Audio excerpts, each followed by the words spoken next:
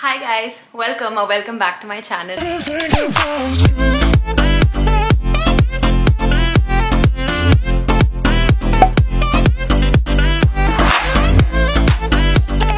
It's been ages since I'm filming like a talking video, but I'm so excited to finally be able to do it. Welcome to the season of fall 2023. I am so excited. I never knew that I had this excitement for seasons, but I think in New York City you somehow get excited for every season. There's like spring, there's summer, there's fall, winter. It's always a vibe here, so maybe that's the reason. And fall kind of reminds me of this cozy vibe with like reading a good book, being all cozy and comfortable, and also drinking a very hot cup of chai or green tea, because I'm drinking green tea right now. Because it's fall season, it's very important to read the best books, and I have the best 2023 fall recommendations for you. So for today's video, I'm going to be showing you my TBR for the month of October. I know we're already mid-October, but whatever part of October that's remaining, this is going to be my TBR. I'm also going to be showing you some of my recommendations for 2023, and if you haven't read these books, please do read them, and please do comment and tell me if you fell in love with them just like I did. So anyway, without any further delay, let's get started with the book recommendations. Oh yeah, I totally forgot. Before we get started, please grab a hot cup of chai, coffee, or just even hot chocolate for that matter. Any hot and warm drink which just screams coziness. So yeah, now we can start. Okay, so the first book recommendation I have is this one, which sort of feels very apt, you know, like see the vibe? It says before the coffee gets cold. just trying to be funny.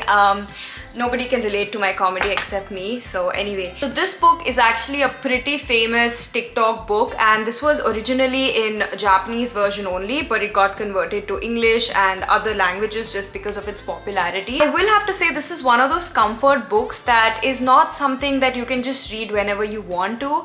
Like, I personally wouldn't enjoy this book during the summer. It's only when you're warm and cozy, like maybe like you want a book for your bedtime. Maybe when you're bored, it's raining outside and it's a very dull and a gloomy day, then this is the sort of book that you want to pick up while sipping your hot chocolate. So this book is actually a collection of 4 different stories, and they're all like short stories and just combined into one book. So this is literally 4 chapters. So there's the lovers, husband and wife, the sisters, mother and child, and it's just about how these people always go to this coffee shop which has this magical element of time travel in it. But obviously it has a very interesting twist. It comes with a lot of limitations when you travel back in time. You need to sort of finish your coffee before it gets cold, and I don't want to give out too much information about the book, but it's just one of those books that screams comfort and coziness to me. That's why I recommend reading this during the fall. So the next book I have is One Last Stop, and this is actually by one of my absolute favorite writers. I loved Red, White and Royal Blue. I even watched the movie, and I'm just a big fan of that book, so I knew that I had to get her next book as well. Maybe I have a teeny tiny attachment to this book because it's based off of New York City. You're basically exploring and navigating around this girl's life who stays in New York City, sort of just got done with no, she didn't get done with college. She's still studying, but at the same time she's doing like a part-time job at a restaurant.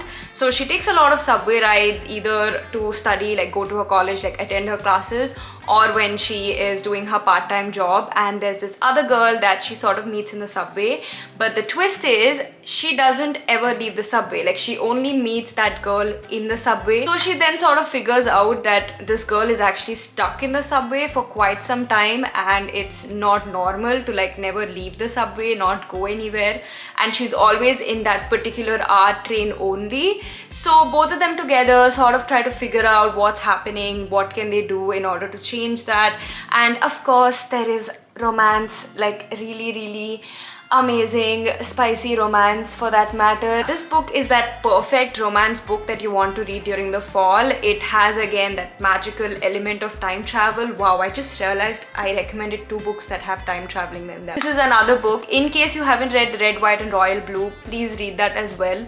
And if you've read that, then please go ahead and buy this one because you're gonna fall in love with this book. The next book recommendation I have is actually non-fiction. So this is in the self-improvement category. You can skip the video ahead if if you do not like self-improvement books, but I personally love this category and I make a lot of videos related to self-improvement books, so it's important for me to read. This one is such an inspiring read. It's one of those books that you want to go back and, you know, keep rereading just to remember all the important stuff you've read. You can see the book tags, they're literally everywhere. But yeah, it's this book called 13 Things Mentally Strong People Don't Do, and the author sort of states in every chapter all the things you're not supposed to do in order to be mentally strong. So this one is a very powerful, very inspiring book, and I would recommend anybody who is either chasing happiness, success, or is just stuck in their life, or even if you're not stuck in your life, if you need that dose of motivation and that dose of inspiration, then just go ahead and read like 2-3 chapters of this book. I promise you, you'll fall in love with this book. But yeah, if you do read self-improvement books like me, then give this book a shot. You will love it. The next book is Love Theoretically by Ali Hazelwood. She's one of my favorite romance writers. Anything Ali Hazelwood writes, I'm gonna read it. It's gonna just be auto-buy for me because I just love her writing. There's something that screams comfort and cuteness when it comes to Ali Hazelwood. Like any book that she writes, she just makes the characters hilarious. She makes the banter really cute and sweet. Like, I did not even realize, but unconsciously I kept smiling the whole time. Like whenever the main characters have like a banter, or they just fight, or they pretend like, oh, I really hate you, it is just so cute. You can't read this book without smiling. I mean, that's how I feel.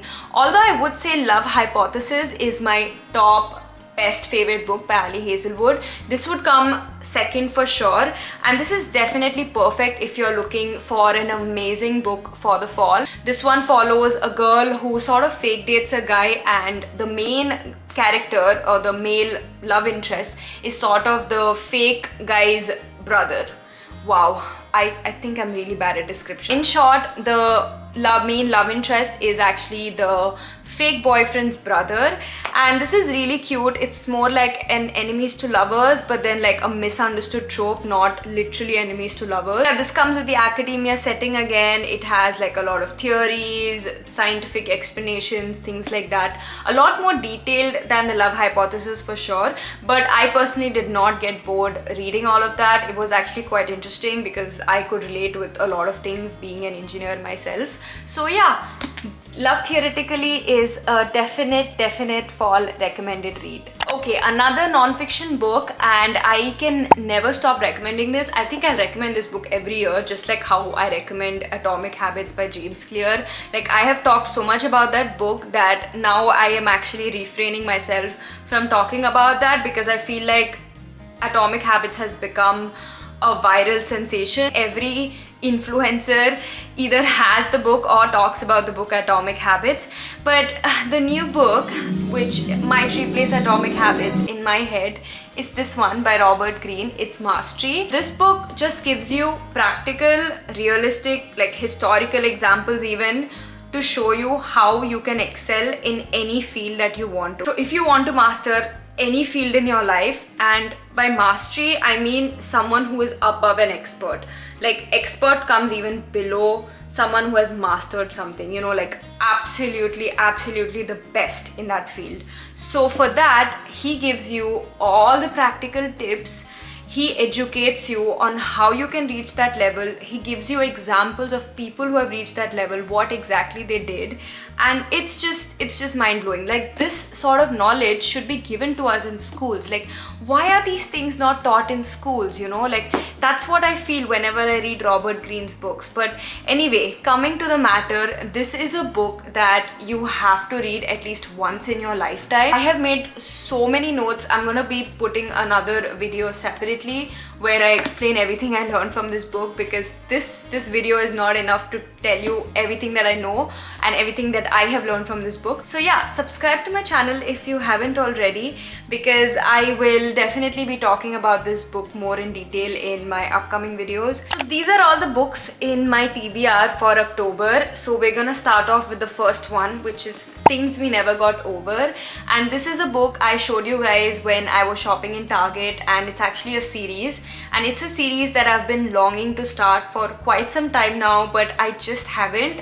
And the reason is because it's over 500 pages. Yeah, and you're probably wondering, you'll read books like Mastery, which is like almost 400 pages of like non-fiction, but you wouldn't read a story which is like 500 pages.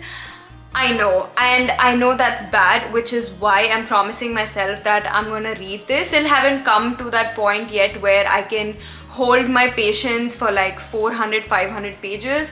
The most I have read in romance books, I think a maximum of 350 or 400 pages, like not more than that. So that is why reading a book which is like this bulky and like over 500 pages, it's just a little somewhat scary. But yeah, I'm gonna get to it. I promise this month I'm gonna read it. So yeah, this is my first book in my October TBR. The next book is Never Never by Colleen Hoover.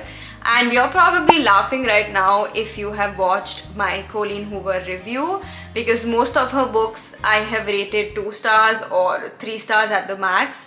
But I'm just gonna try reading it again. So she's one of those comfort authors whose writing style is so easy to like read. Like you could be in like a train journey or a subway journey and you can like finish 4 chapters of Colleen Hoover. I mean, it's that fast to like consume and read. So her writing style gets you hooked. There is no denying that she's an amazing writer, which is why she's sort of viral. But it's just that her stories have elements of cheating sometimes or betrayal sometimes, which I just feel is very like unhealthy, like a very unhealthy romance in a way. But I do understand she just tries to put out, you know, real elements and she just tries to be more realistic. But some lines, again, the romantic lines are very like cringy. So I don't know, but I still want to give this book a shot because I heard that this book is really good.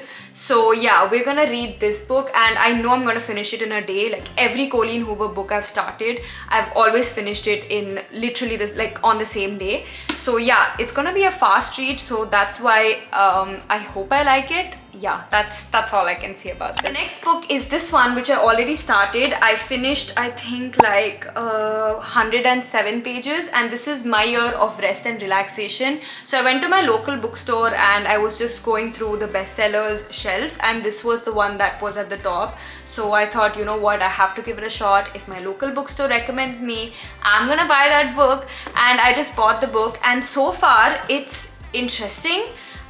It's really good, but at the same time I don't think this book should be read by anybody below 18, because there is a lot of discussion about drugs, there is a lot of discussion about pills, alcohol, things like that, which again are not very teen friendly also. So it could be sort of triggering for a few people. So again, trigger warnings. Before you start reading this book, please read all the trigger warnings and then go for this. So the main character deals with a lot of trauma and is just in her year of relaxing and doing like nothing, which is why the title says My Year of Rest and Relaxation. This book has a lot of mention of drugs and pills, and some of the dreams that she gets, like it's not even dreams, they're nightmares. The nightmares that she gets are like super disturbing, and some are funny. Like I remember laughing at some of them, but then they were again very dark and disturbing. So yeah, this is sort of like a dark comedy book, I would say. So yeah, read it at your own risk, but I will definitely leave my review on Goodreads after I finish this book, so you can check that out. The next book is Mad Honey, and this is a book I have seen everywhere on Goodreads. This is one of, I think, the most anticipated and one of the popular romances. So that's how I'm gonna read this, and my reading vlog is gonna come next, where I am going to just read this book and tell you what I feel. This book also has the element of mystery to it because there's a murder or a missing scene that has happened. So whenever there is a mystery with like romance like attached to it, it's the best of both worlds, because both those genres are my favorite. So that's the reason I bought this book, knowing that it's a viral book. I'm sure I'll at least like it or have a very honest opinion about it. The last book is a self-improvement book, and this is the 4-Hour Work Week, and I have seen almost every person who reads like non-fiction books at least own this book or who has mentioned saying that, oh yeah, I've read that book, follow this book and say that it has helped them, you know, gain a lot of success, gain a lot of perspective in terms of making more money, or just having, like, you know, good sources of passive income, things like that. So that's the reason I want to see what the hype is all about. This is one of those serious non-fiction books that I'm probably going to not just read but like study during the month of October. Just like how I made notes for mastery, I'll probably make notes for this also. So let me know if you want me to do like a detailed explanation and give you like a summary of what I learned from this book. This basically gives you tips on how to have a job that gives you total financial freedom, location freedom, and time freedom. I want to apply some of these things in my life because my life really needs an escape. So that was it for today's video. I'll see you guys in my next video. Lots of love. Bye. And oh yeah, please subscribe.